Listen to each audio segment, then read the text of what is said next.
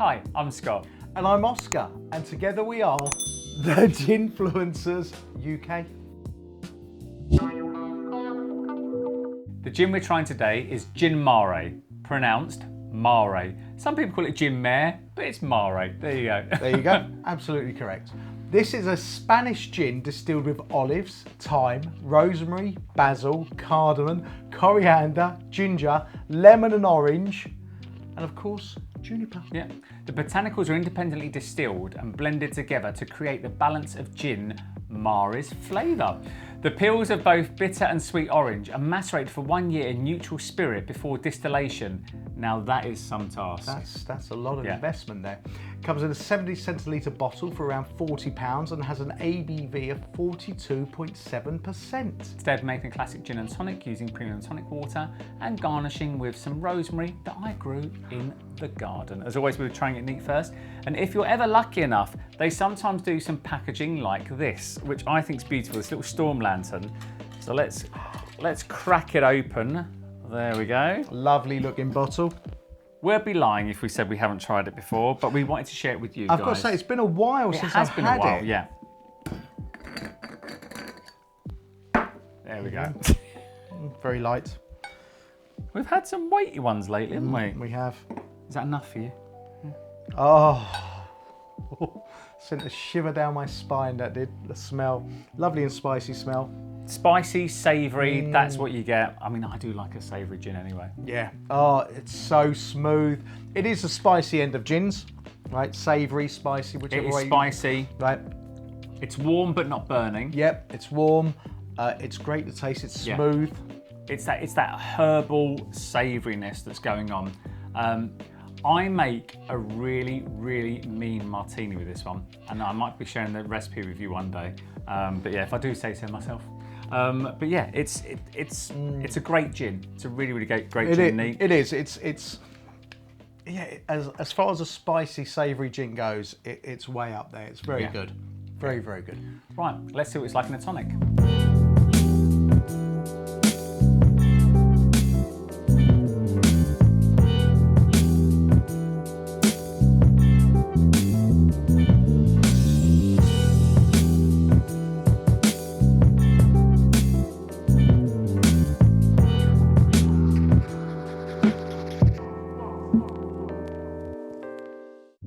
So, let's give it a try. Cheers, Oscar. Cheers, Scott. Oh. I did spank the rosemary before I put it in. I thought it was basil. No, I don't spank basil, I spank rosemary. Basil's on a Thursday. Yeah, beautiful, lovely. Beautiful. Spicy, savoury. Spicy, savoury, bit sweet. Yeah, absolutely amazing. It's not overpoweringly either. It's very nice. Subtle, not subtle. I know there are a few people that kind of don't get it. So I don't like overly citrusy gins. I don't like those kind of artificially berry flavoured gins. I like something really heavily perfumed. I like sweet gins. But I love a savoury gin. That is a thing that I absolutely adore, a savoury gin. And this is a gin that we've been drinking for quite a while now. Indeed. Yeah, before we went grey. Well, I don't know. But yeah, it's lovely, it's beautiful, it's savoury. You get all those kind of Mediterranean herbs coming through. It tastes very Mediterranean, very refreshing, savoury, refreshing. It would be great with food. I think we have had this with food. We have had it with food. With food. It's very good with food. Very well. Yeah, because of the flavours that's in there. It's not overpowering at all. But the botanicals aren't kind of like soft and light, so it stands up to food. This reminds me of being in a beautiful warm climate. I know this is made in Spain, but this reminds me of like Santorini. You're there, it's a warm evening, you're watching the sun go down, the beautiful white buildings are kind of changing colour with the sunlight. This is what this reminds me of. Do you know what? I agree with you. Thank you very much. I thought I'd come out with done. with an answer that would totally disagree. I don't, I agree with you. It just says happiness. It's happiness in the glass. Mediterranean, it says... Very Mediterranean. Do you know what? What I do like, when we have some heat in this country, I do like sitting out in my garden in the evening. We've got our festoon lighting on, and I do play a little bit of kind of traditional Spanish folk music, which I do. Yeah, what's that? What, the Lobsters. maracas or whatever they're called? Yeah, maracas, well done. See? Yeah. See? Or is it castanets? Castanets, maracas are the other things, isn't Yeah, they? I don't know. One or the other. Yeah, castanets or maracas. Anyway, he's mad. Yeah, so this is what I like to drink when I want to kind of get in that kind of headspace of being away, and unfortunately we can't be. But yeah, it's beautiful. It's savoury. It's lovely. They're really, these guys have nailed it.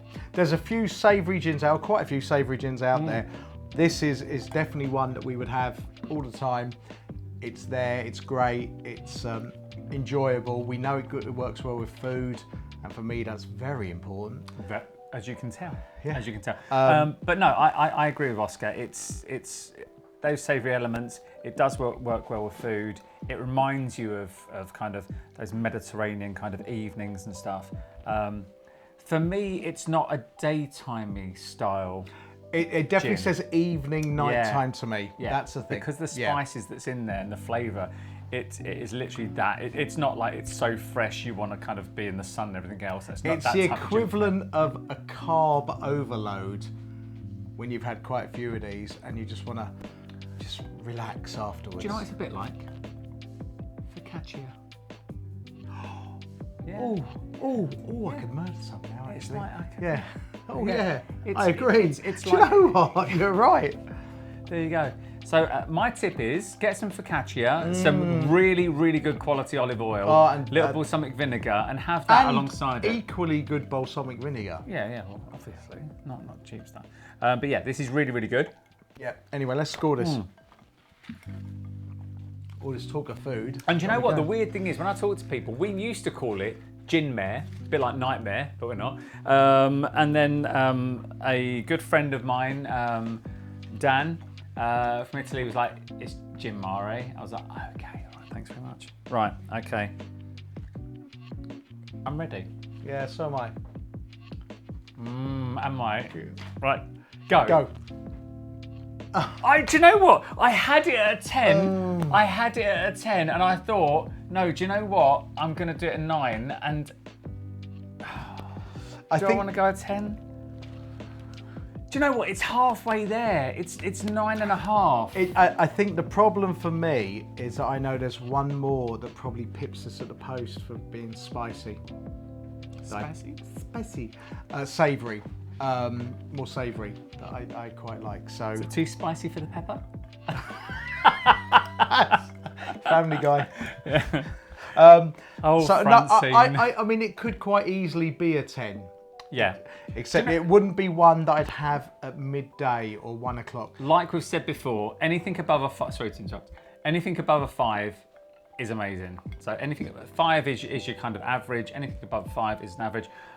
For me, it's a 9, 9.5. I mean, we will always have Gin Mare on our shelves. Absolutely. Always 100%. Absolutely. Just because it ticks loads of boxes for us and it is one of our faves. But I know what you mean. That's why I kind of didn't score it a 10, because there are some others out there that kind of just go like bang in. But it doesn't mean to say that we want to drink them all the time like we do with this one, but they are kind of special. I would say anything from 6 or 7 above will always be on our shelves pretty much. Yeah. So yeah, it's, it's very like. Oh, actually, saying it's that, hard to explain. There are some really low ones that stay on our shelves, because we like to, when people come around, we go, try this. What do you think of that? And it's really interesting. That's a comparison. Or like, definitely. Like, this is awful. Have a go at that. So we actually have a little corner over there that has the worst gins we've ever tasted, and people do get to try the sin those. corner, yeah. The sin corner, and we keep it because we wouldn't waste anything. We don't believe in waste and stuff like that. And people say, "I'll throw it down the drain." No, we wouldn't do that, right? It's a given example of how not to make a gin. Yeah. Right. If anything, it teaches you don't make a gin like this. If you're going to commission a gin, do it another way. Yeah. Right, anyway. Don't forget to like and subscribe. Drop us a comment, tell us what you think of that. And we'll see you in the next video. Cheers. Cheers. Cheers.